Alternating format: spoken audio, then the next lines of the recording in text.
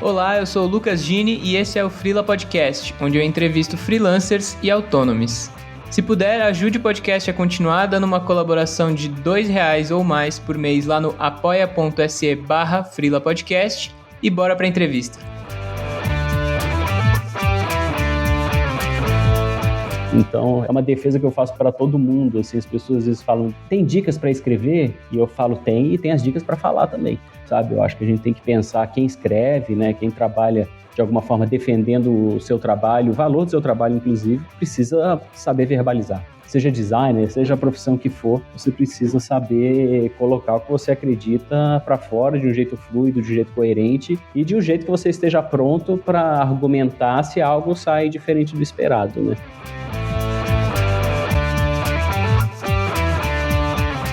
Eu acho que no fim é montar a nossa rede, às vezes a gente fala muito de nosso network, né? A minha rede de parceiros, a rede de clientes. Puta, beleza, é importante, mas qual que é a sua rede das pessoas que falam aquilo que você não está pronto para ouvir ou que você desconhecia, que traz algo diferente e que não é uma referência de marca, é uma referência da vida, às vezes, sabe? Então também de que forma você constrói esse ecossistema ali de pessoas com quem você aprende cada vez que você se aproxima, sabe?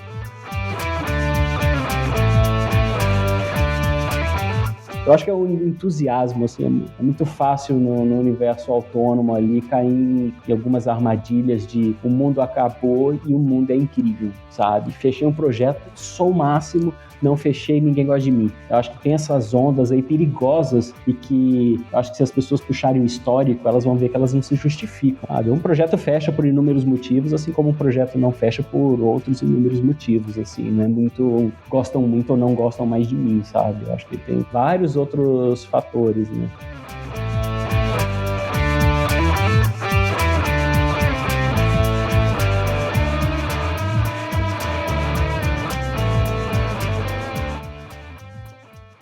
Olá, queridos ouvintes, eu estou gravando aqui no dia 30 de março de 2023 e eu vou conversar com o Felipe Valério, que é escritor e estrategista de linguagem. E aí, Val, como é que você tá, cara? Tudo bem, que ótimo estar aqui, valeu o convite. Muito feliz que deu certo aí a agenda. E aí eu queria, acho que a gente tem muito assunto para falar, mas começar perguntando como que você se tornou freela. É curioso, né, porque depois de 10 anos de consultoria, você começa a perceber que tem várias coisas que você poderia, de forma mais autônoma, tocar, né? Então, o primeiro movimento parte de sair de algum lugar, né? Eu não tenho o histórico de ter sido autônomo, na verdade, eu sempre trabalhei em empresa, mas eu percebi que tinha essa possibilidade.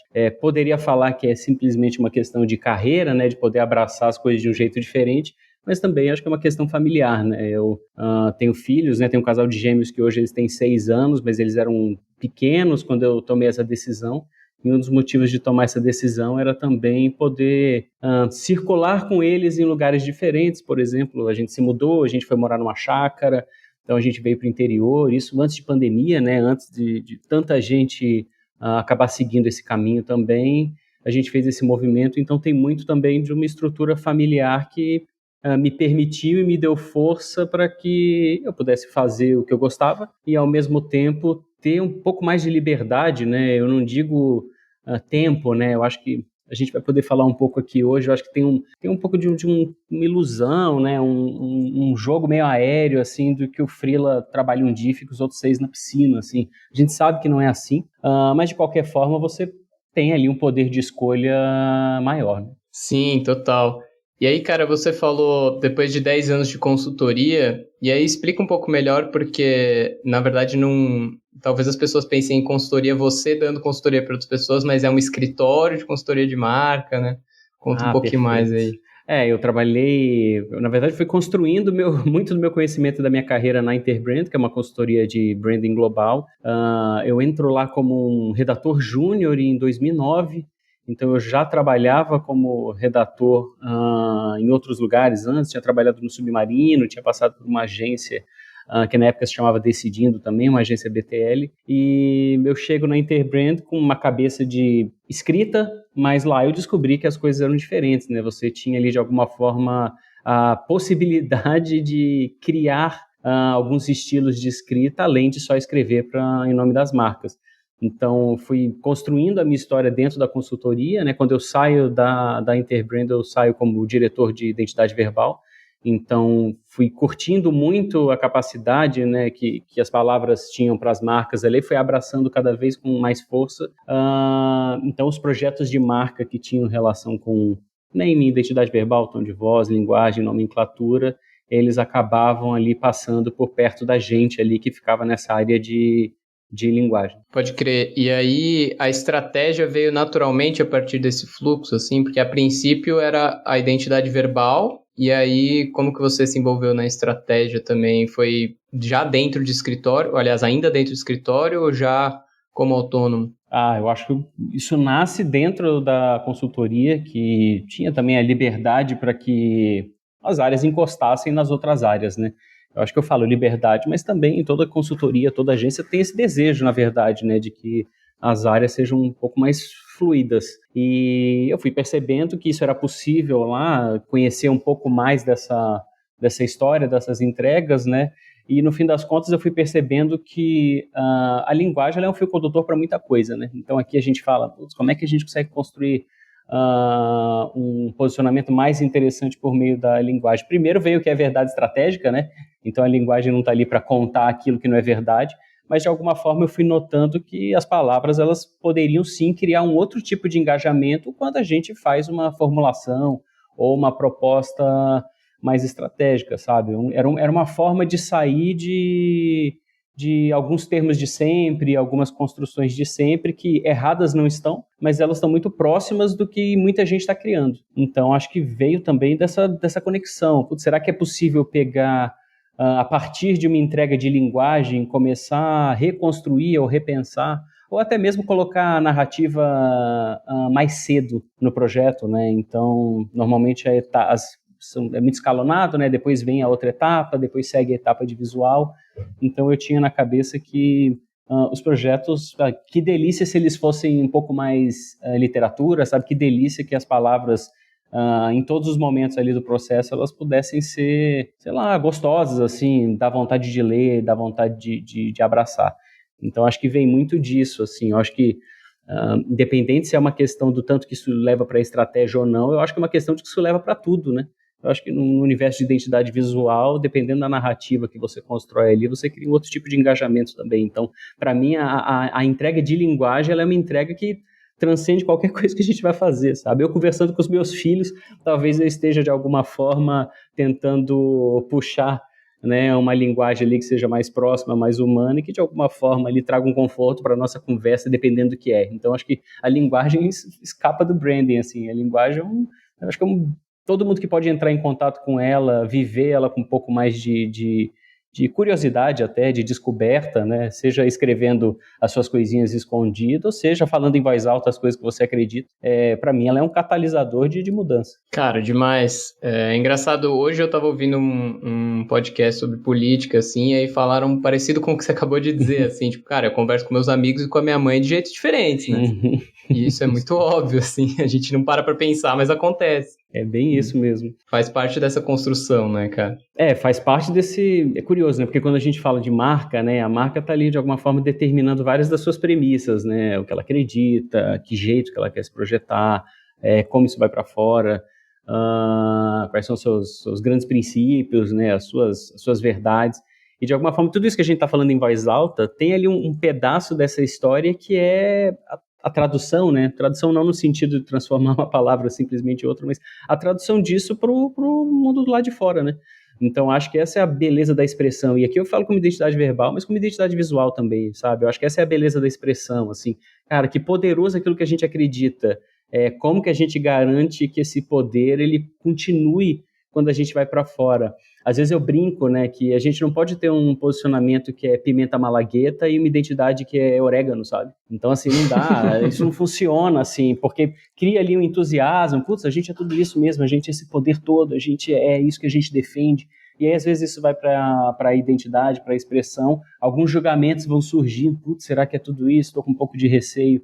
Então, acho que tem também esse caminho de linguagem, aí não é nem a entrega, aí é condução, né? A forma como vocês também se relacionam com o processo, com o cliente, com quem está ali muitas vezes inseguro também, né? Inseguro para julgar, que a gente entende se a gente precisa dar uns passos para trás ou se, na verdade, a gente precisa olhar com um pouco mais de coragem para o que vem pela frente. Total, cara. E essa visão também expande um pouco o que a gente acaba vendo muito no mercado de identidade de marca, que fica muita coisa parecida, né? Com essa visão você consegue fugir um pouco também de fazer, tipo, 10 marcas falando a mesma coisa, vendendo 10 coisas diferentes, mas todas meio padrão, assim. É verdade. Eu acho que isso, quando a gente pensa em linguagem, a gente vê muito isso nos termos, né? Assim, dá pra gente fazer uma nuvem de palavras, das palavras que estão sempre ali aparecendo, sabe?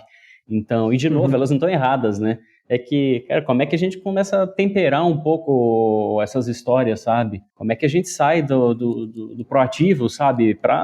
Não para trazer algo contrário, mas para buscar um outro jeito de falar sobre isso, sabe? Buscar um outro termo. Até para... Eu acho que eu brinco até para dar ânimo para quem cria, né? Eu acho que tem também esse desafio do criativo, seja a área que ele estiver, né? Não precisa nem estar no nosso mundo, assim, pode ser um criativo de um outro segmento, de uma outra estrutura, que de alguma forma precisa ali também se provocar para tornar aquilo também um pouco mais interessante, né, na sua criação, né? Imagina você ficar no exercício de replicar, né?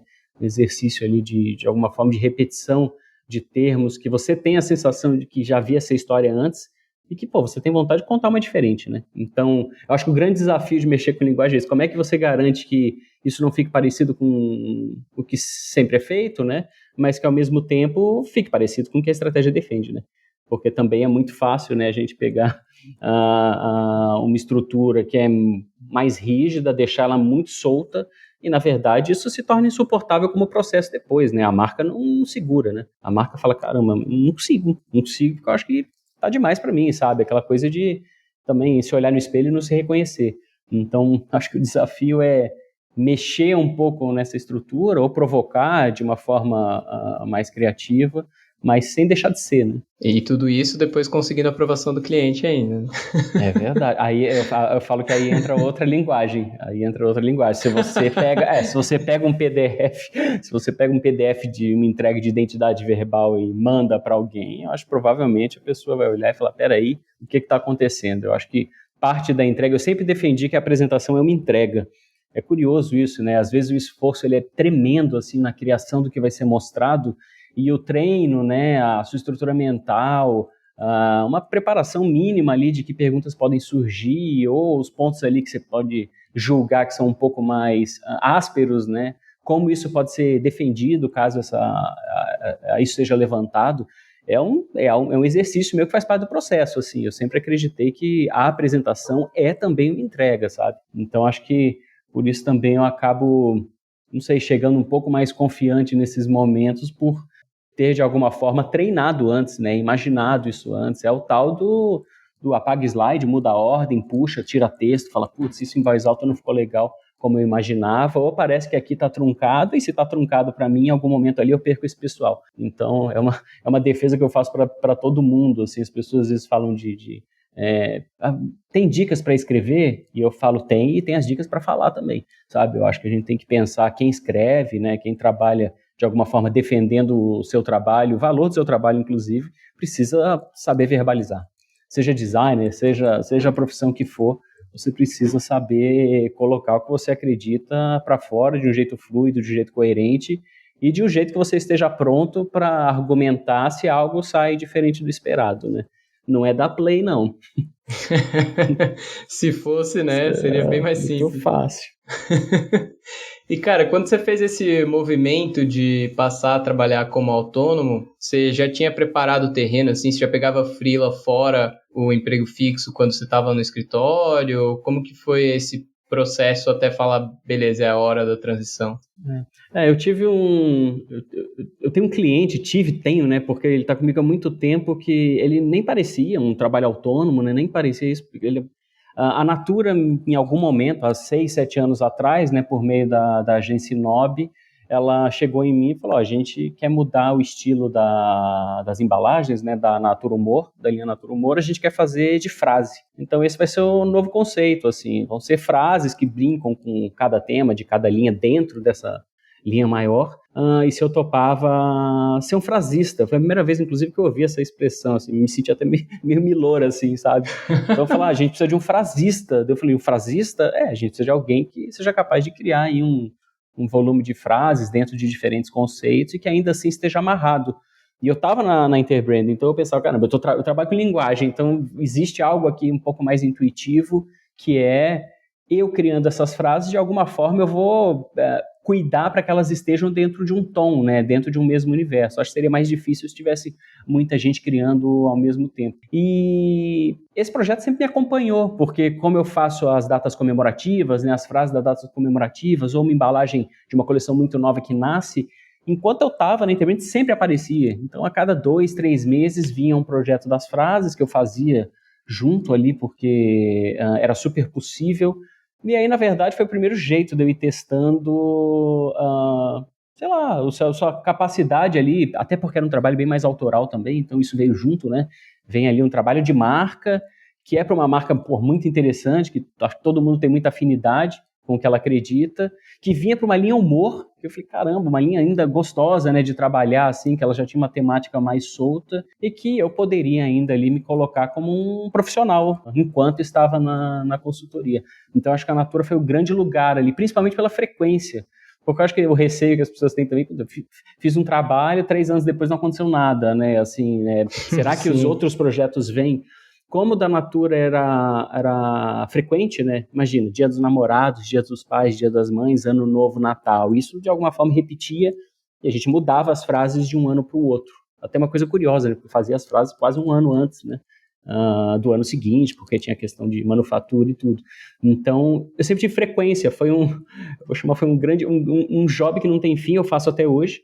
Então, até hoje, eu tenho esse compromisso, né? Quando vem aí um pedido de alguma data comemorativa, ele já manda uma mensagem para mim, a gente já tem um acordo super estabelecido, então eu já devolvo isso tranquilo para eles, assim. A gente já tem um método nosso de trabalhar tanto tempo junto. Algumas pessoas foram mudando, as pessoas que cuidavam da área Natura Humor, inclusive, ao longo desses 6 anos, e às vezes a gente tem uma conversa curiosa que eu conto coisas que elas não sabiam, elas falam, eu não sabia, eu falo, que isso foi há 6 anos atrás.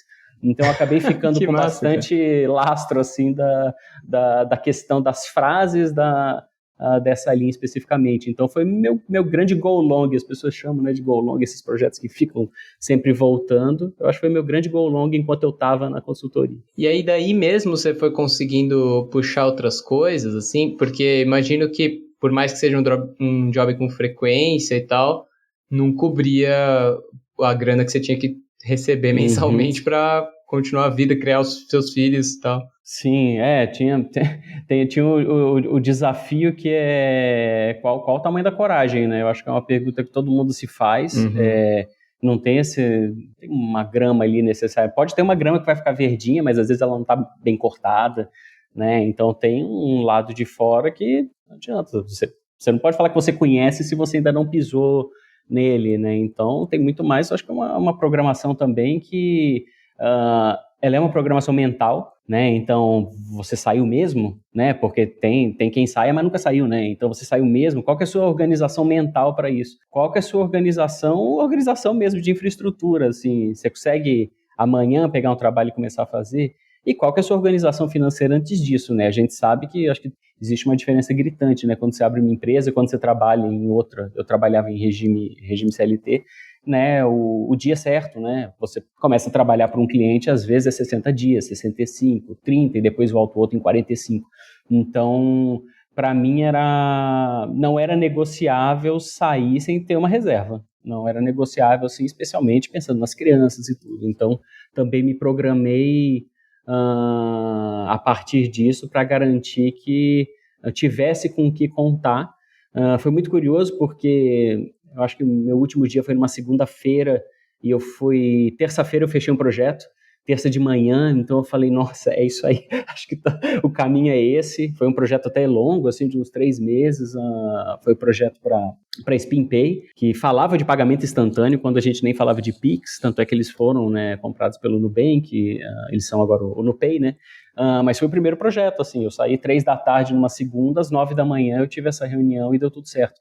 Então acho que tem também essas boas notícias aí do destino, né, que são quase um aviso, assim, ó, viu, tem gente aqui fora, tem gente precisando, tem gente esperando esse trabalho, e aí o grande desafio depois é tornar isso uma frequência, né, não dá para você, eu acho que também, acho que a palavra paciência, né, ela caminha junto também com uma parcimônia, uma palavra bem feia, né, mas você tentar fugir dos picos de empolgação e dos picos de pessimismo, sabe? Eu acho que isso deve acontecer muito, assim, nesse universo. Eu acho que era um controle que eu tentava ter também. Então, vem muita coisa legal ao mesmo tempo. Putz, legal, se controla. Nossa, esse mês não foi legal, tranquilo, se controla, assim, sabe? Porque se não tiver um pouco desse olhar também, você começa a, sei lá, pirar naquele momento, começa a gastar naquele momento que parece que está super bom e depois você não sabe como fica. Então, acho que equilíbrio, olha eu autoajuda aqui, equilíbrio é a palavra-chave, né? Então, fui aprendendo com a vida também, né? Fui aprendendo com a vida também para poder falar isso em voz alta. Cara, mas faz sentido, não tem como esperar que seja todo mês igual, toda semana igual, nem todo dia igual, né? Essa é a boa notícia, né? Sim. Essa é a boa notícia. E, cara, ao longo desse processo também, em algum momento você passou a não usar mais, ou pelo menos não usar só mais, o seu nome, Felipe Valério, para pegar trabalhos, né? Como que foi esse processo? Quando eu saio, eu já penso, né, na Fragma, né, que já era um estúdio, né? Então é curioso, porque pensa, mas espera aí, é o estúdio, mas é o Valério. No começo era uma história, tinha que contar 2 histórias, né? Alguns clientes entendiam mais, outros entendiam menos, né? Alguns clientes falavam, tá, mas a gente está contratando você, né? Eu falo, está contratando, é que tem uma estrutura, né? Até para poder garantir que a gente comercialmente começa a se posicionar, porque tem esse universo também, né? Até para que você consiga também garantir que você tenha equipe, né? Que você tenha outras pessoas por perto e não... Ué, mas espera aí, tem outra pessoa aí? Tem outra pessoa, porque a gente se coloca como um lugar que pode ter gente amanhã, inclusive diferente, sabe? Então, acho que isso vem também de uma possibilidade de você contar uma conversa maior, sabe? E também a coisa personificada ali, em alguns momentos, ela é muito interessante, né? Quando você está construindo ali, de alguma forma, seu lastro entre esses novos clientes, né? Eles ficam repetindo seu nome, fala para um, fala para o outro, mas ao mesmo tempo você fica também... começa a construir uma imagem ali de alguém que é um multiman, né? Uma multipessoa ali que está a todo momento fazendo tudo, a todo momento disponível, quando na realidade não é bem assim, né? Então, tentar projetar com um pouco mais de controle quem é você ali, quem é você nos projetos, sabe? E aí você pega 10 projetos ao mesmo tempo, cara. Peraí, o Val tá fazendo 10 projetos ao mesmo tempo, que perigo. O que é isso? O que tá acontecendo? Sabe? Então, é a sua estrutura, você organiza isso do jeito como você achar melhor. E aí tem toda a questão, né, de poder inscrever um projeto em algum prêmio, por exemplo, né? Então, tem um arranjo ali... eu não quero chamar de corporativo, né, porque parece que tem que ser sério para poder entrar nesses lugares, mas de alguma forma tem ali uma estrutura que pode ter um discurso maior, né? Eu vou dizer, eu acho que tem uma estrutura que pode falar enquanto você dorme, né? Tipo, o Valério não pode dormir, não tem empresa, né? Não tem empresa, ele está dormindo. Não é isso, a empresa está ali, a empresa está acontecendo. De repente tem alguém lendo algo da Fragma enquanto eu estou em outro lugar, ou enquanto eu estou dormindo realmente. Então, acho que é também para dar um pouco mais de laço. Se você quer captar gente, se você quer trazer gente para perto, né? Também começa a contar as coisas de um jeito um pouco mais plural. Mas é sim o desafio, foi mais desafiador no início, porque existe muito de uma projeção, né? E eu acho que quando a gente fala disso, né, dessa projeção mais particular, eu acho que isso toca em orçamento, isso toca em prazo, isso toca em várias coisas, né? Se a pessoa começa a personificar demais ali a quem cria, né? Mas espera aí, que valor é esse? É você que cria? E daí você pensa, como é que eu me divido em 2, né, para justificar isso? Então fica uma coisa um pouco curiosa, assim, de alguma forma parecer que quem anda acompanhado tem valores mais altos do que quem anda sozinho. Então é muito curioso. E claro, né, eu também, a minha ideia, né, era ter um estúdio muito focado em identidade verbal, porque eu sabia que essa era uma dor. Primeiro que era a minha experiência ali dos últimos 10 anos também, e eu sabia que essa era uma dor das marcas, né, era uma dor encontrar alguém ali que pudesse, de alguma forma, representar a escrita da marca, mas que pudesse ser mais estratégico nessa linguagem também. Então tem um pouco esse caminho, não é exatamente um redator, mas também não é exatamente um estrategista. E eu penso na Fragma a partir disso. E aí, em poucos meses, os pedidos de design foram surgindo naturalmente, né? Putz, legal, mas e aí? Por que parou aqui, né? Por que parou no nome? Por que parou nessa frase? E essa frase eu faço o que com ela? Eu pinto de que cor essa frase? Eu uso que fonte? E aí a gente começa, né? Aí é quando o Danilo Toledo, né? Que também tinha ali passou também pelo Interbrand, teve o seu tempo ali na área de design. A gente começa juntos a construir uma entrega que é mais de expressão completa mesmo. Então, a palavra só tem a ganhar, né? Quando vem alguém de design. Eu acho que o design só tem a ganhar também quando vem uma linguagem ali que favorece também essa defesa toda. Então, foi aí que a Fragma começa a abraçar trabalhos de identidade verbal e também trabalhos de identidade visual. Total, cara. E você sente que já chegou num ponto assim que as pessoas... os clientes vêm mais reconhecendo a Fragma do que o Felipe Valério ou o Danilo? É muito curioso, depende muito do perfil do cliente. Então, a gente acabou tendo no portfólio, nessa saída, como também a SpinPay foi o primeiro projeto, né, da Fragma, assim, né? Dia zero da Fragma começou o projeto da SpinPay, porque foi aprovado realmente no dia seguinte, assim. A gente acabou sendo levado para esse universo de startup, de fintech. Então, SpinPay indicou para BitCapital. Aí BitCapital indicou, a gente começou a flertar ali há 4 anos atrás com esse universo dessas startups. Para esse universo era super tranquilo, é uma empresa. A Fragma está aqui, eles vão resolver isso para a gente. O que era um desafio maior era nas empresas ou que já me conheciam, ou que são muito robustas e têm uma entrega muito específica de identidade verbal. Então, quando eu fazia os meus projetos para o Itaú, era muito mais personificado, né? Então, a gente vai chamar o Valério para fazer esse nome para esse produto. Né, era menos a Fragma, até porque já tinha estrutura de design, então escapava um pouco a conversa, né? Tipo, é quase como se eles olhassem a Fragma e falassem, mesmo assim o que eu preciso da Fragma ainda é o Valério fazendo a identidade verbal.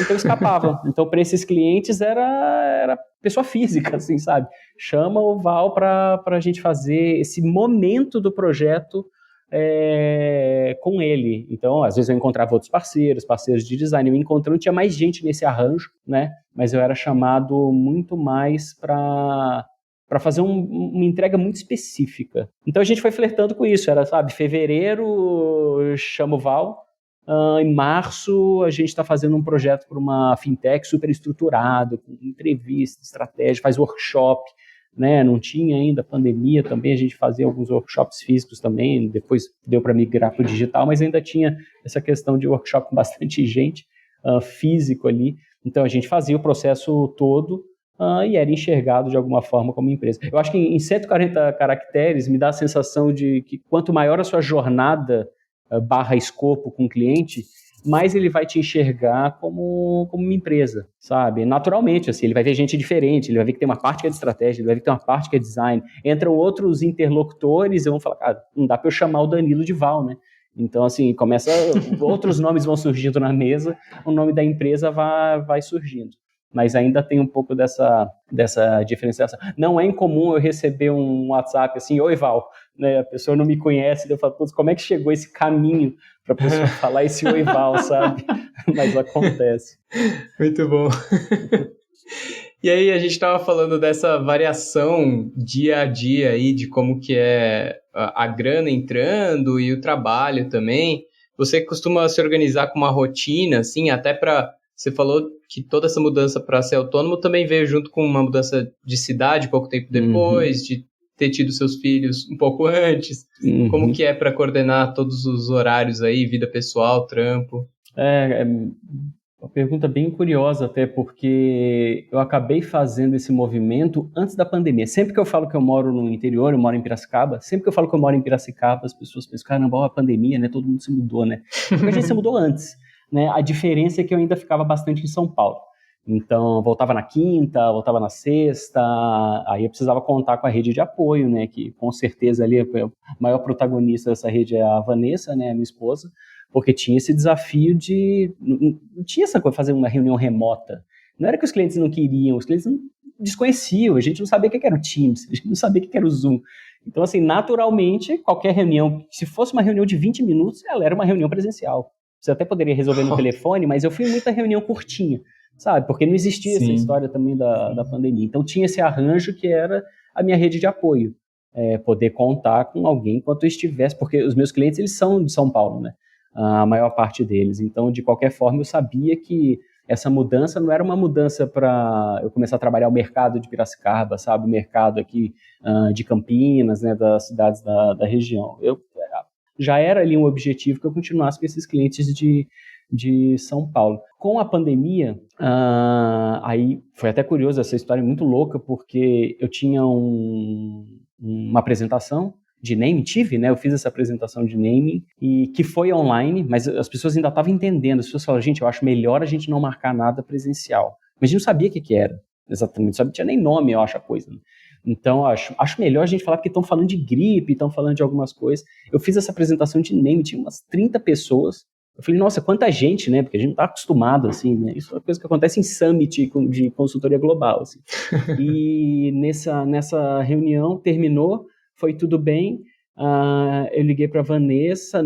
Eu tinha uma reunião no outro dia, o cliente cancelou. Ele falou, a gente vai cancelar, que a gente não sabe o que está acontecendo. E aí eu falei para a Vanessa, meus clientes estão cancelando as reuniões. Aí ela falou, vem para cá, porque eu acho que vai todo mundo cancelar. E eu não pus muita fé na hora, eu trouxe uma bermuda, uma camiseta. E aí, quando eu cheguei, ela falou, vai demorar para você voltar. Eu falei, não, acho que semana que vem eu volto, eu tenho algumas outras reuniões. Quando eu vi, passaram-se 3 anos. Né? Então, assim, eu não voltei, fui atrás de roupa, minhas coisas tinham ficado em São Paulo, porque eu jurava que na semana seguinte eu voltaria. Então, na hora que eu venho para cá, aí a correria é outra, né? A correria porque você pensa, pô, Val, que boa notícia. Quer dizer, boa notícia, pandemia não é boa notícia para ninguém, mas desse novo arranjo você pode trabalhar à distância. Mas eu posso trabalhar à distância com 2 filhos em casa. Então, tinha essa novidade também, né? As escolas fecharam. Então, foi ali um tempo eu estava descobrindo como trabalhar à distância, né? Porque era uma novidade de alguma forma ali, eu estava descobrindo como fazer isso, e ao mesmo tempo, dentro de uma casa que eu não estava todos os dias, né? Porque eu ficava bastante em São Paulo, com a Nini e o Léo, que olhavam e falavam, você vai entrar em reunião, você vai trabalhar agora? E eu pensava, putz, eu deveria estar entrando nessa reunião ou não? Então, assim, acho que foi novidade para todo mundo, né? Mas para a gente, especialmente, era qual que é o espaço de trabalho, qual que é o espaço de família, agora que está todo mundo junto, né? Então, isso foi muito confuso no começo e não adianta, né? Se você não tem rede de apoio, é muito difícil coordenar isso, sabe? Eu entro na reunião, a Vanessa estava em algum lugar, ou a Vanessa precisava fazer alguma coisa, quem é que fica com eles? Como é que a gente faz?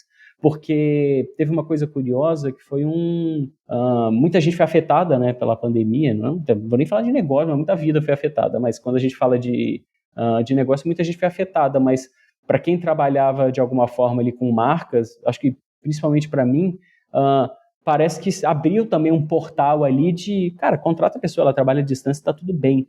Então, o volume ficou maior. Então, dentro da pandemia, o volume ficou bem mais insano, assim. Então, foram meses aí, né? Eu acho que depois de 8 meses, a escola reabriu com mais cautela, mas aí eu já conseguia fazer algumas reuniões sozinho, né? Sem mais gente por perto. Mas foi um desafio. Eu acho que quem passa também por uma história dessa, eu acho que de alguma forma valoriza muito, que é hoje você poder sentar com calma, né, fazer um projeto, porque eu acho que todo mundo teve que improvisar bastante.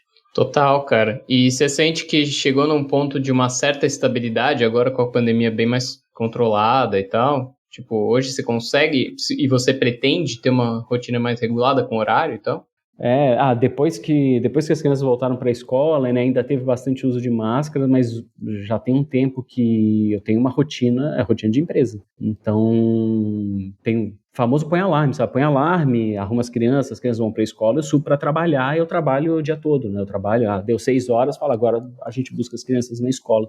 Então eu tenho uma rotina. Você pensa, putz, mas aí você sai de uma empresa para ficar trabalhando esse tempo todo, é que a diferença é que eu produzo esse tempo todo, né? Então, se às 3 da tarde eu fiz um projeto, já está finalizado, eu vou escrever. Então eu vou escrever das 3 às 4, vou escrever o quê? Vou escrever literatura, vou escrever alguma outra coisa, ou vou fazer um experimento aqui de linguagem, vou fazer o que eu quero.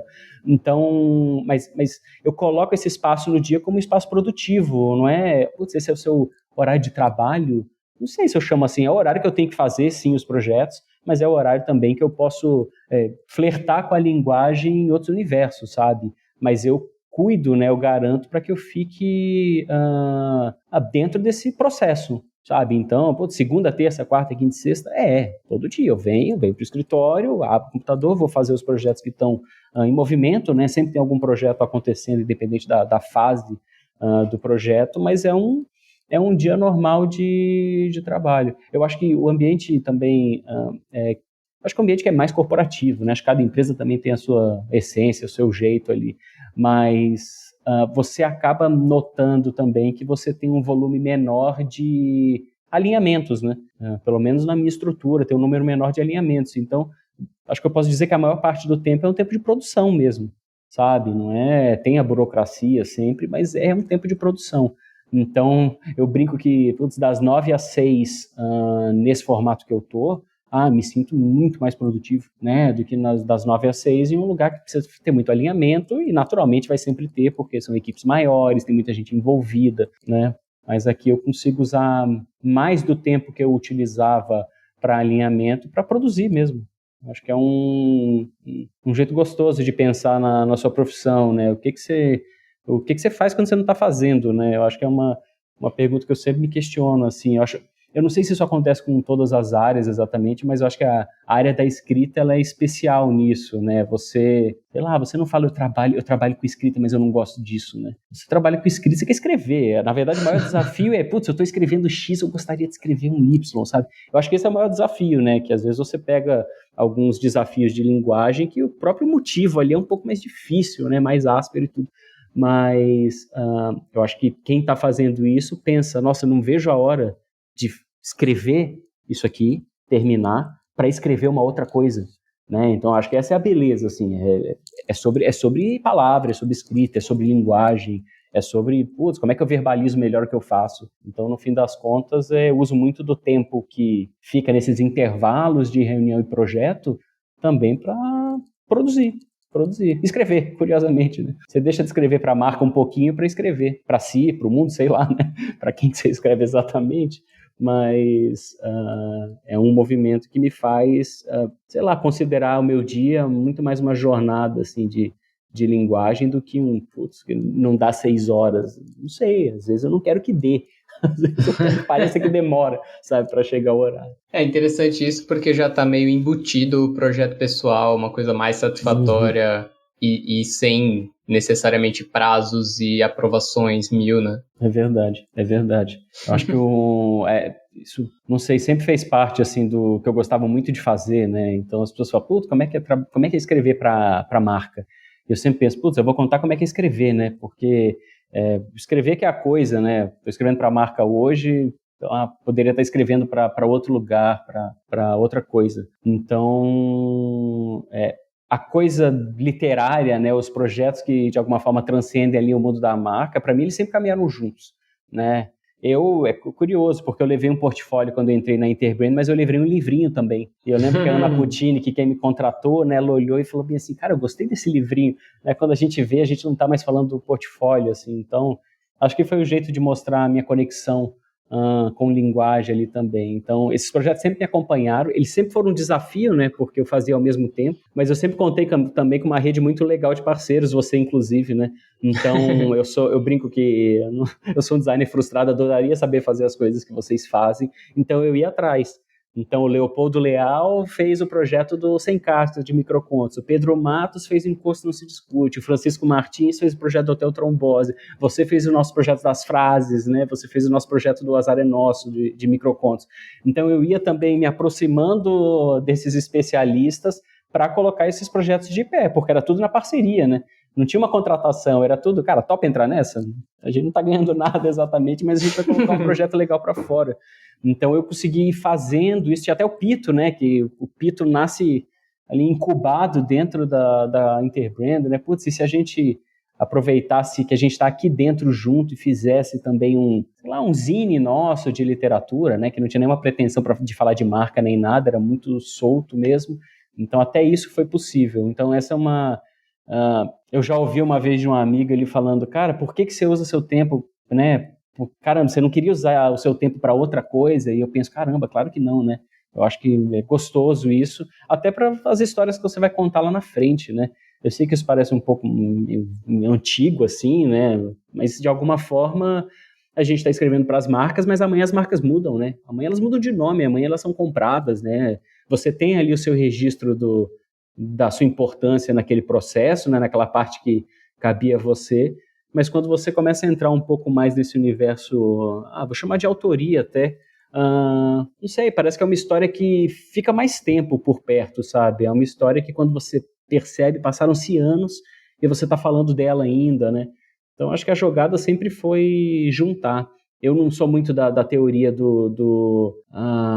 nossa, eu trabalho para ganhar dinheiro para pagar esses projetos, sei lá, a gente gosta do trabalho, gosta de fazer o projeto também, né? Então não tem... A maior parte do meu dia é fazendo projeto de marca. Se isso fosse insuportável, seria bem difícil. Então, acho legal fazer os projetos de linguagem. Mas, de alguma forma, você pratica.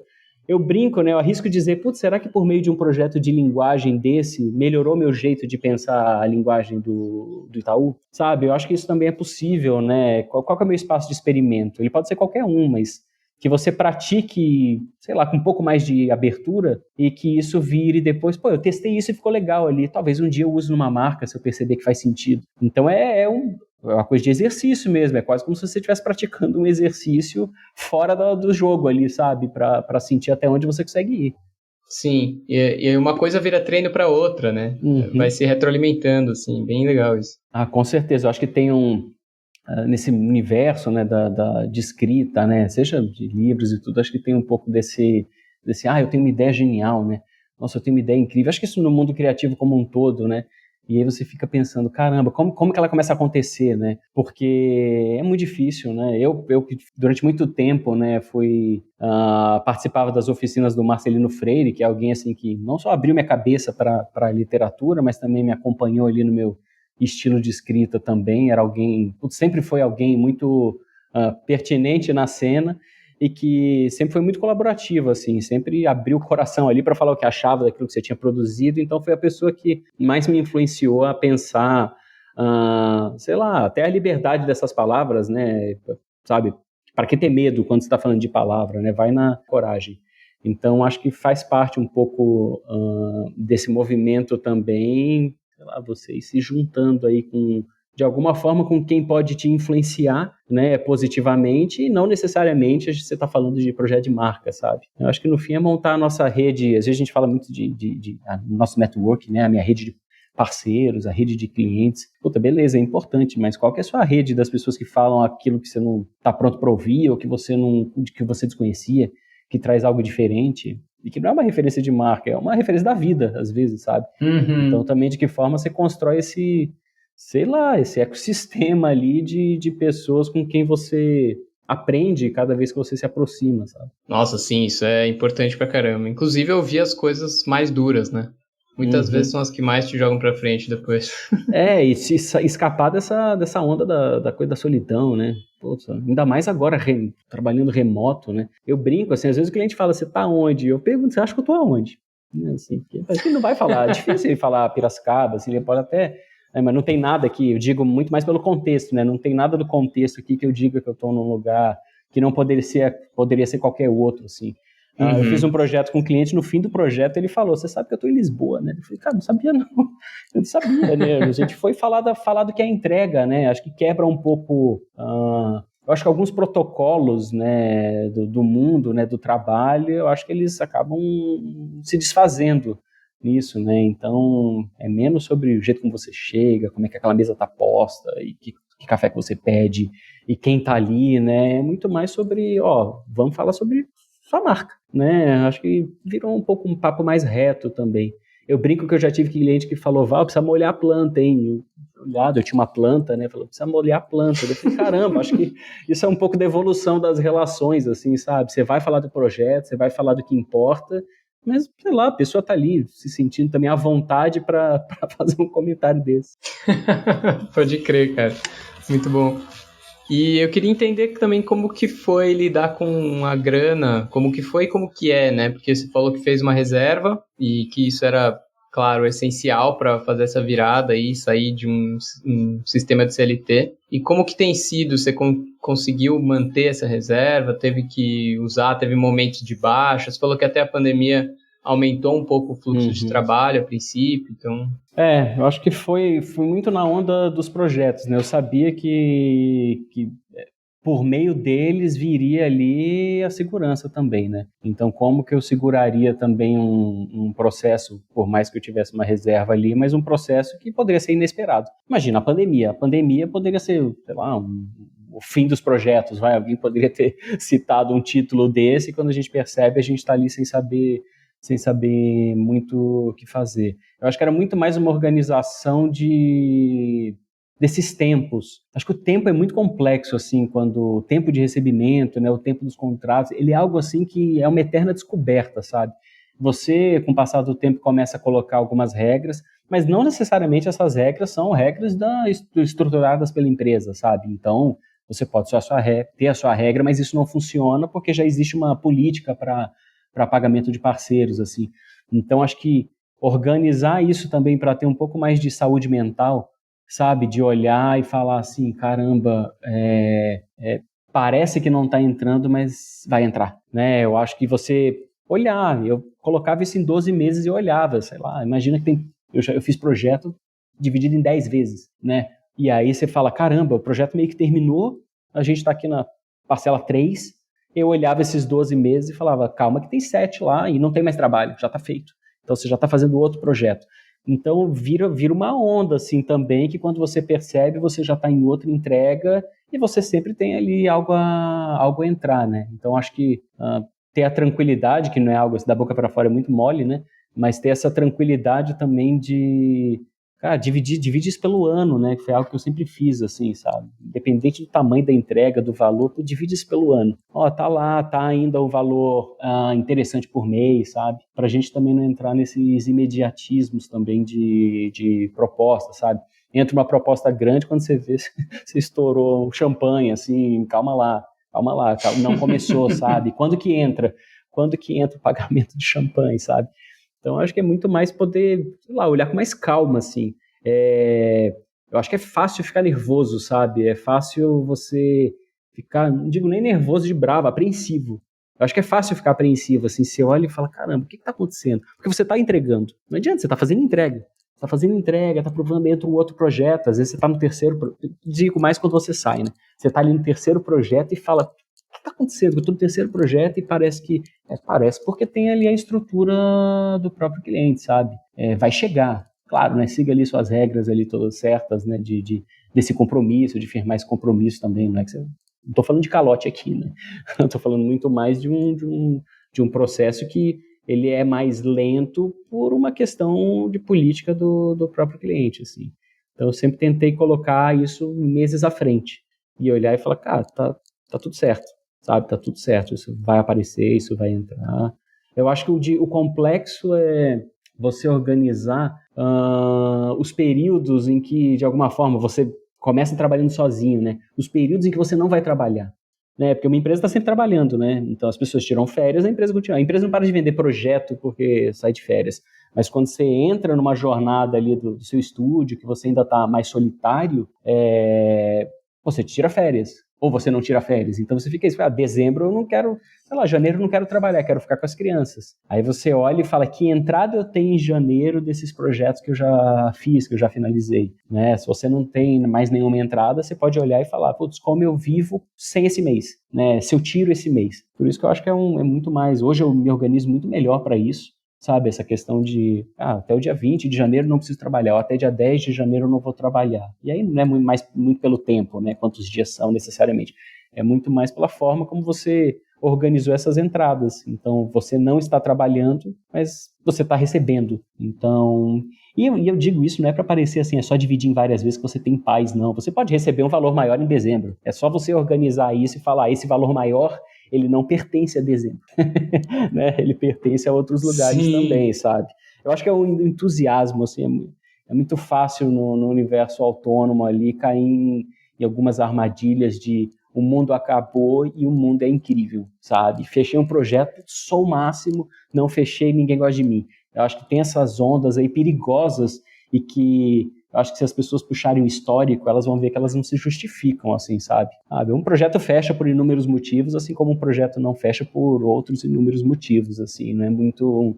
gostam muito ou não gostam mais de mim, sabe? Eu acho que tem vários outros fatores, né? Tanto é que o desafio é buscar uma resposta. Buscar uma resposta. Cara, fechou, maravilha, vamos fazer. O projeto não fechou, como é que você busca uma resposta? Porque às vezes a resposta é, cara, quem pediu a proposta nem tá mais aqui, né? Às vezes é uma resposta que você fala, nossa, eu pensando que era... Ou fala, nossa, na verdade o projeto não existe mais. Ou alguém fala, a gente decidiu seguir com outro parceiro, né, que tinha uma entrega X, ou que tinha um valor X. Então, tentar ir atrás também, né, sem muitas expectativas de abertura dos motivos, nem toda empresa gosta de contar, mas para que também tire um pouco essa... eu falei muito de personificar, né, mas às vezes a gente se personifica no problema também, né? Então, algo deu errado, pode ser comigo. Você tem uma empresa, mas agora é com você, né? Você quer falar em nome da empresa, mas quando dá errado é você o problema, sabe? Cara, tu joga para a empresa, né? Tipo, de que forma a empresa não passou por essa fase, né? Nessa proposta ou nessa concorrência não foi. Assim como em toda concorrência tem alguém que vai e tem alguém que não vai. Então, acho que tentar, não sei, quase como se você colocasse um pouco da emoção para a empresa, sabe? A empresa lide com isso, sabe? Lide um pouco com essa emoção aí. Tirar um pouco da gente. Cara, nesse sentido também é interessante pensar que ter um nome que não seja o seu próprio também te dá um pouco dessa margem de terceirizar algumas coisas, entender que não é você, né? Eu acho que sempre... É uma persona de trabalho. Eu acho que me dá a sensação que tudo na vida a gente consegue fazer uma lista dos 10 prós e dos 10 contras, de qualquer coisa. Acho que a gente pode fazer isso com doce de leite, sabe? Deve ter 10 contras do doce de leite, tem muita caloria e tudo mais. Então a gente consegue fazer isso de tudo. Então tem a beleza de você ser acionado mais como especialista. Então quando a pessoa te chama, né, fala o seu nome, ela está em busca. Eu brinco, né, que até o termo freela, né, para muita empresa ele é o termo que favorece a empresa, né? Favorece a empresa. Putz, o freela é... Tipo, eu não vou chamar ele de especialista, né? Assim, o freela é... Putz, é o pau para toda obra. Mas, muitas vezes, o freela, ou na maior parte das vezes, o freela é o especialista que vai fazer uma entrega super cuidadosa de algo que provavelmente a empresa não tem como fazer. Ou porque não tem conhecimento, ou porque não tem estrutura necessária, né? Então, não tem o conhecimento nessa entrega. Então, essa coisa do freela também, ela cria um aspecto... um pouco mais perigoso, assim, sabe, nessa história. Então, eu acho que quando você é acionado ali como especialista, você também consegue se posicionar desse jeito, né, sabe? Você está numa reunião, alguém pede sua opinião. Alguém falou aqui de fazer tal coisa, qual que é a sua opinião? Né, você se coloca também como dono daquela disciplina e muito menos como, putz, chamamos aí para dar uma fortalecida no time. Chamamos mais um. Não é chamar mais um. Não é tapar buraco, né? Eu acho que essa leitura, eu imagino que tem cliente de todo tipo, né? A gente sabe. Eu acho que ainda tem muita gente que considera, né, esse autônomo, esse freela como alguém que vai entrar realmente para jogar um cimento ali em algum negócio. Putz, precisa de mais braço. O famoso precisa de mais braço, né? E eu falo, putz, eu não sei se sou a melhor pessoa para dar braço. Trata a cabeça, né? Sou muito mais de querer vender minha cabeça do que meu braço, assim, sabe? O que a gente vai ficar fazendo? A gente vai ficar batendo prego o dia inteiro? Então, acho que tem um pouco desse desafio, né, de posicionamento, e eu não digo meu, seu, eu digo dos autônomos como um todo, assim, né, ou dos estúdios, né, que ainda estão com estruturas menores. Tem um posicionamento ali de, cara, tá vendo o tamanho do seu problema? Não olha o tamanho da empresa que vai resolver o problema, olha quem vai resolver. Né? O seu problema grande não precisa de mais gente para resolver, porque o seu problema é grande, né? E o seu problema pequeno precisa de um só. Você tem uma necessidade, e que, se você buscar, você vai encontrar alguns especialistas que podem resolver isso para você e que não estão em lugar nenhum. Eu acho que estão ali no seu próprio estúdio, e eu acho que até faz sentido, né? Porque chega um momento, assim, a empresa não consegue abraçar tantos especialistas dentro dela. Então, ela vai acabar procurando essa ajuda fora. Então eu tento também, meu exercício é um exercício de, cara, eu sou dono dessa entrega, né? Assim, putz, a gente tem várias coisas acontecendo aqui e eu me coloco assim como querendo ser dono da entrega, inclusive, não é assim, vixe, será que eu que sou dono dessa entrega? Não, eu quero ser dono dessa entrega para poder falar sobre ela em voz alta e para poder, inclusive, criar contraponto com quem contrata, que muitas vezes não domina a entrega. Isso é normal, você contrata alguém para fazer uma coisa, você não domina a entrega. Então, se quem faz a entrega fica pestanejando, você fala, putz, aí não sei se isso vai dar certo. Então, assim, chamar você para ilustrar tal coisa, você é o dono da ilustração, ali abraça a ilustração e o discurso dela. Pode crer. Isso também é parte daquele lastro que você estava falando, né? Que vem com o nome, vem com a experiência, vem também com essa postura de, cara, é o seu trabalho, é o seu ativo, né? Em qualquer relação de trabalho. Sempre vai ter o desafio ali do como isso é percebido, né? Então, acho que pela entrega, acho que as pessoas começam a entender mais, né? Que, putz, na verdade eu contratei essa entrega, né? Mas quando você ainda está ali numa fase um pouco mais de negociação, né? É meio curioso, assim, porque às vezes a pessoa, ela entende que ele é um desafio tamanho GG, e ela olha e fala, cara, mas quem mais vai resolver esse desafio GG? E você fala, tem metodologia para resolver esse desafio, sabe? Então, o que eu quero dizer é que às vezes algum cliente pode se sentir mais confortável com volume, sabe? Uhum. Nossa, tem 10 pessoas, tem 15 pessoas. E a gente pensa assim, eu nunca vi dividir um teclado com 15 pessoas, sabe? Alguém vai escrever mais, alguém ali vai puxar esse discurso, você não escreve o livro todo mundo junto. Então é até um pouco ingênuo, assim, tipo, tá, beleza, tem o pessoal aqui, mas quem é o dono do teclado, sabe? Quem é o dono da escrita? Porque não é todo mundo, né? A não ser que seja um projeto também estruturado em várias disciplinas e aí cada um vai ter a sua especialidade. Então eu tento defender isso também, assim, sabe? Tá aqui quem vai fazer, né? Tá aqui quem, sei lá, vai te ajudar nessa jornada aí, tá aqui quem quer fazer esse projeto, inclusive. Tento também jogar isso para evitar essa sensação meio aérea, assim, de que, putz, acho que e se tivesse mais 6 pessoas nesse processo, né? Por que exatamente? Se o especialista não vê necessidade, né?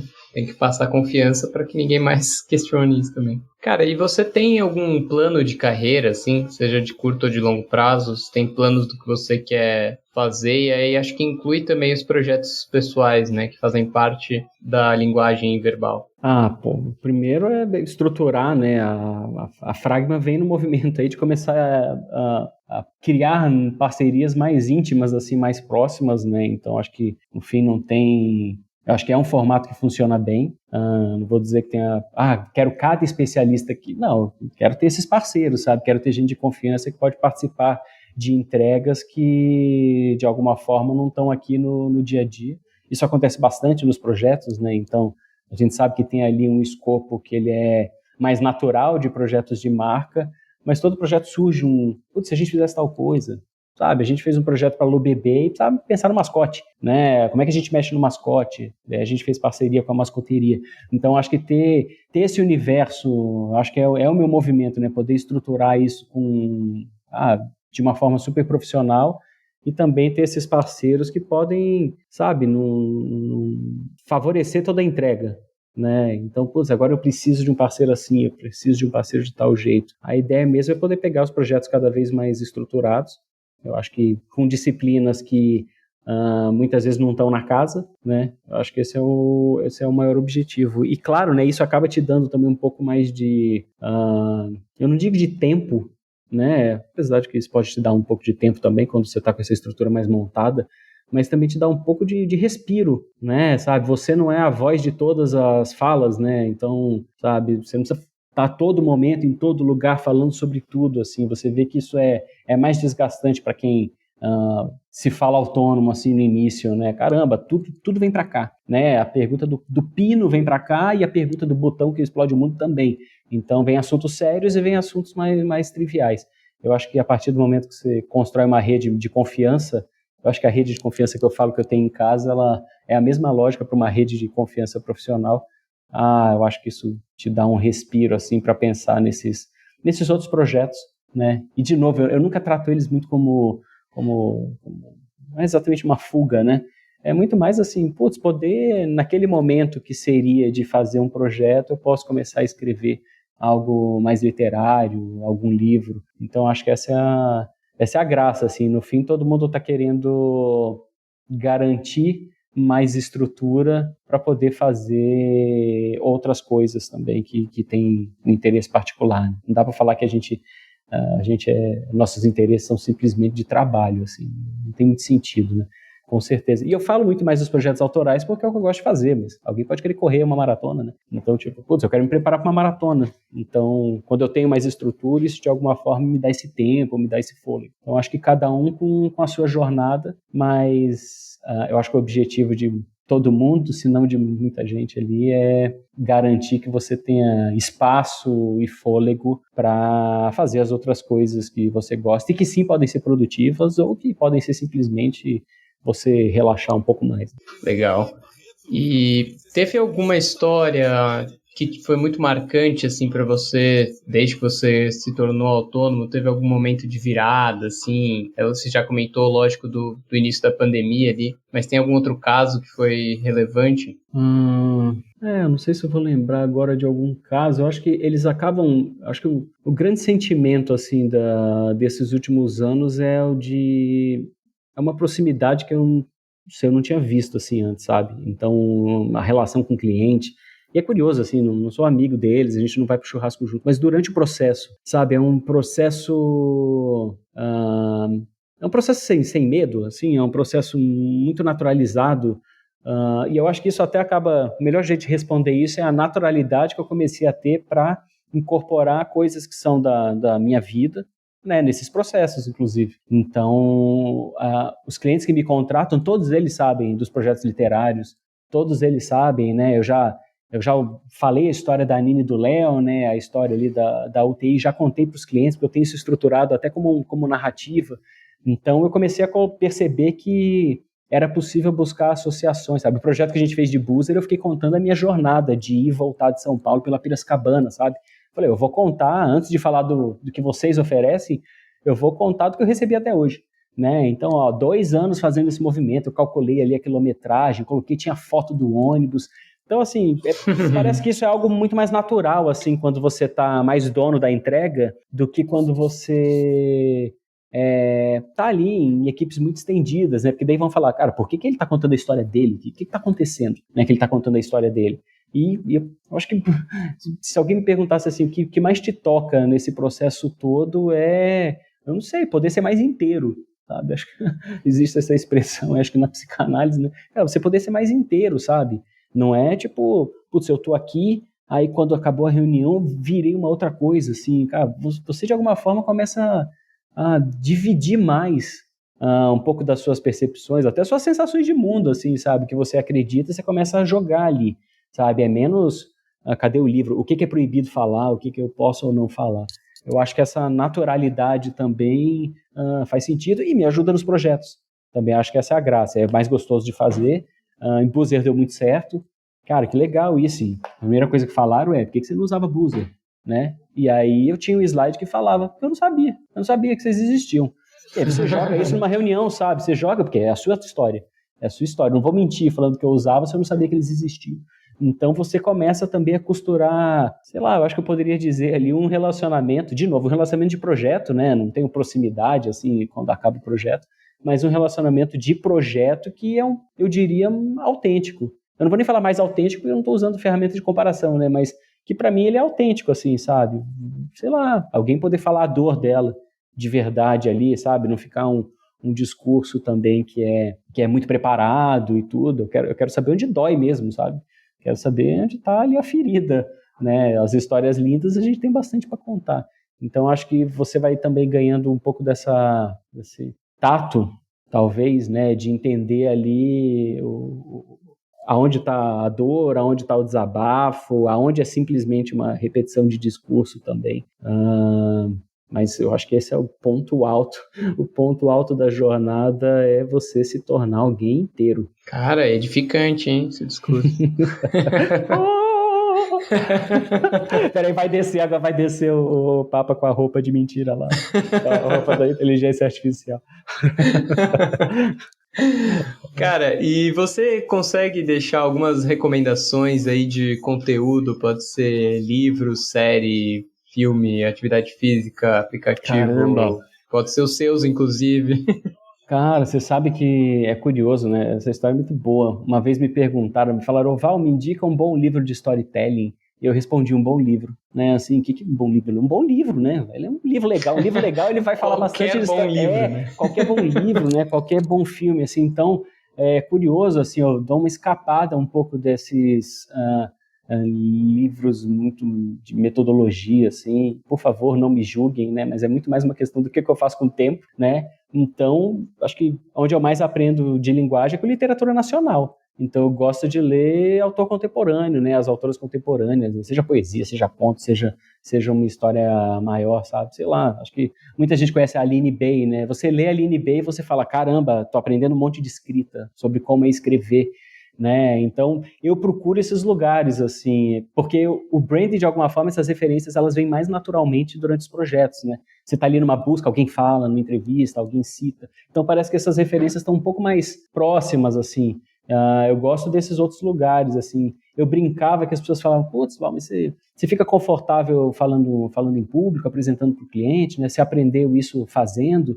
E eu falava, putz, eu aprendi muito disso indo em sarau de poesia para ler o texto, né? Eu acho que lá o julgamento era muito maior, né? Então, não necessariamente você vai aprender ali a falar melhor fazendo um curso de retórica. Esse é um dos caminhos. Mas o outro caminho pode ser você fazer uma aula de canto, vai saber. Né? Você começar a cantar, e aí no fim do ano vai ter um show lá que você vai ter que cantar uma música na frente de todo mundo, sabe?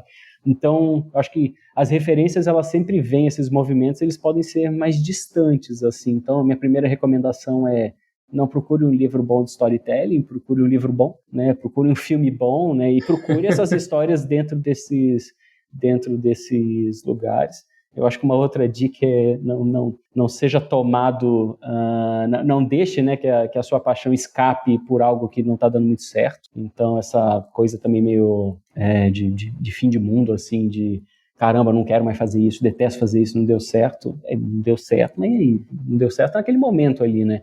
Tipo, eu não consigo me imaginar assim, não trabalho mais com palavras, porque os últimos projetos foram um caos. Sim, acho que é muito mais culpa de outras coisas do que das palavras em si. Então, sei lá, ter um pouco mais de carinho pela própria escolha, sabe? Eu brinco, né? Bateu o pânico, ouça a música que você mais gosta. Então, adoro pôr umas músicas aqui. Aquele momento que você fala, não tenho para onde ir. Ai, põe música. Vai, abraça o instrumento. Eu tenho ali meu ukulele que de vez em quando eu dou uma brincadinha com ele também. Então, vai procurando nesses lugares, né, que não necessariamente são lugares de formação. Eu acho até interessante que sejam, né, dependendo do estágio que você está. Então, putz, eu tenho aqui meus 20 e poucos anos, eu queria saber mais de tal coisa. Pô, legal pra caramba, fazer curso que fala daquilo, fala na raiz, vai falar como é um projeto do começo ao fim, tudo, que vai te dar o passo a passo de alguma forma. Mas depois, acho que a absorção de referências, ela vem não só do que você vê, mas do que você tem coragem de encarar, sabe? É isso, cara, vou aprender um instrumento musical, vou aprender outra língua. Ou vou ver um filme, não sei, não gosto de filme italiano, vai ver então, é o melhor motivo. Qualquer coisa que você fala que não gosta, vai provar. É o que nossos pais falam desde que a gente é pequeno, né? Então eu tento ir muito mais para esse universo. Então aproveito, eu sempre indico o MUBI, quando me perguntam, né, o lugar que eu mais gosto de ver filme. O Reserva Imovision é outro lugar que eu assino para ver uns filmes também, vou falar um pouco mais alternativos. E de ferramenta eu estou apaixonado aí, acho que como muita gente, pelo Notion. Então eu uso ele muito, minhas propostas estão organizadas lá, os meus é o lugar que eu encontrei para colocar literatura e projeto. Então quando eu vejo, eu desço uma abinha ali, eu estou escrevendo um pedacinho do que pode ser um livro, e em cima tem ali nomes para um projeto, sabe? Então foi um lugar, e daí você monta suas propostas ali, tagueia tudo. Eu não sei, foi um lugar que eu encontrei que está me ajudando muito em termos de produtividade, assim, sabe? Eu fico com ele aberto, virou um ambiente legal, assim, para organizar minhas ideias. É curioso, né? Eu sempre fui do caderninho, né? Eu tenho vários, assim, devo ter mais de 30 em casa. Meus filhos desenham, né? Dá para ver, mas eles desenham nos caderninhos. E eu fico, todo dia eu estou escrevendo alguma coisa nos caderninhos, assim. E em alguns momentos é algo que vai para o Notion, em alguns momentos é algo que veio do Notion. Então, acho que não sei como isso funciona para para as outras profissões, mas para mim, assim, ter um caderninho por perto, né, ter um lugar. Eu brinco, é aquela coisa, sabe aquele dia que você fala, nossa, parece que esse dia as coisas não deram muito certo, né? E aí, 5h50, você pega o seu caderninho, você faz ali um poeminha muito legal e você fala, pô, o dia deu certo pra caramba, né? Então, e aí, tá guardado aqui. Eu acho que é buscar bom motivo também. Acho que faz parte da jornada da vida procurar bom motivo também, sabe? Procurar um lugar ali para se segurar quando as coisas parecem que estão com mais lama. Sim, cara, muito bom.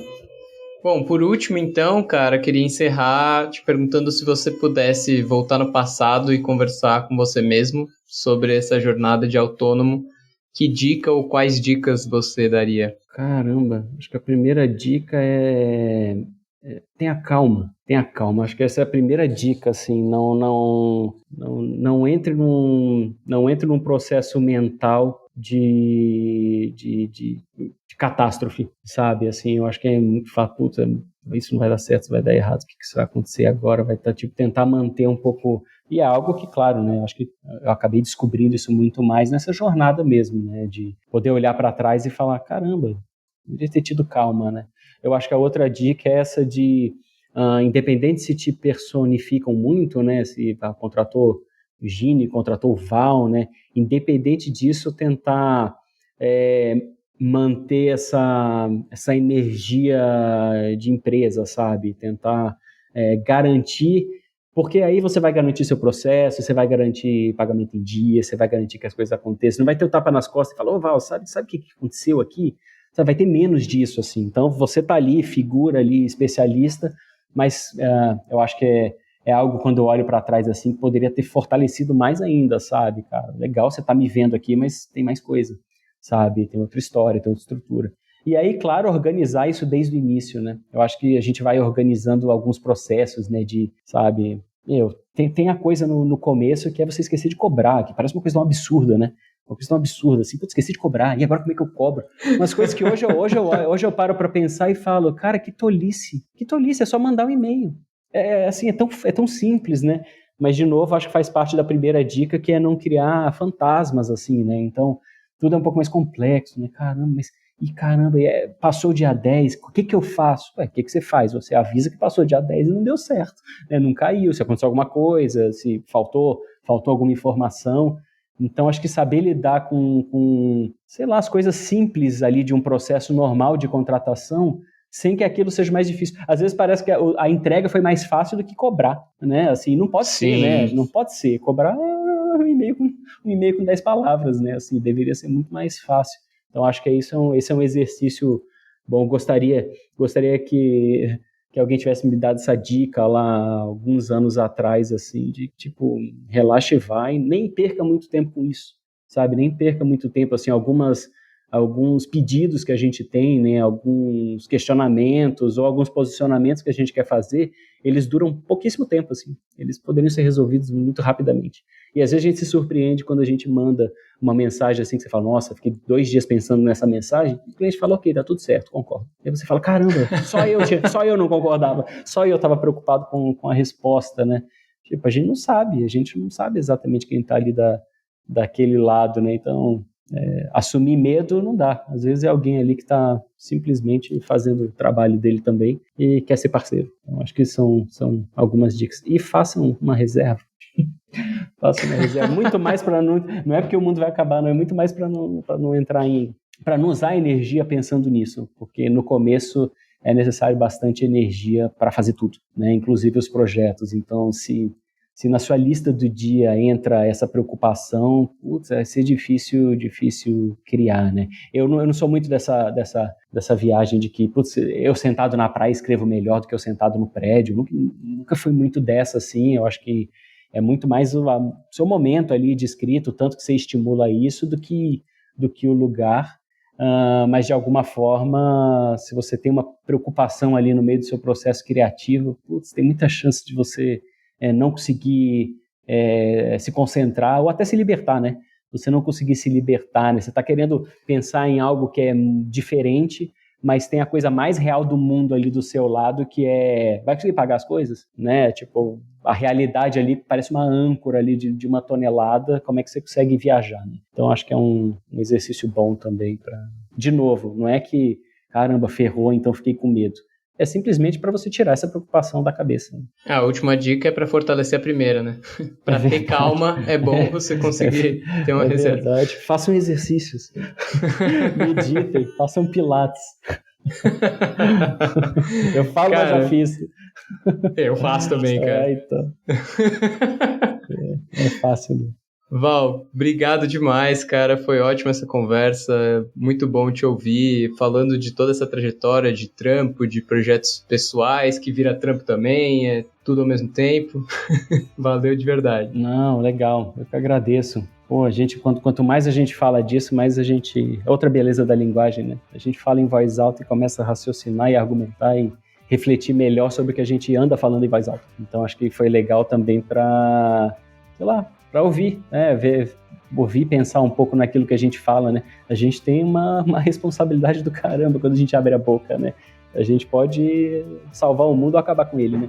Então, acho que é um momento gostoso também a gente poder ir falando do que acredita e também imaginando se isso pode, de alguma forma, mexer essas outras vozes, né? Para que falem de volta para a gente também, né? Para que também dê as próprias opiniões, falem que o que concorda, o que não faz sentido, né? O que muda de uma realidade para outra. Eu acho que a melhor parte da gente falar é ouvir depois. Maravilha.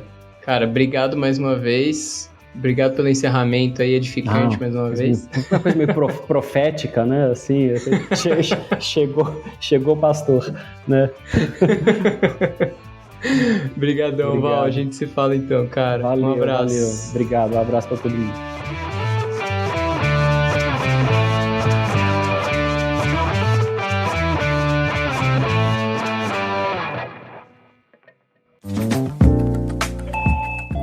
Você ouviu uma edição fonohouse.com.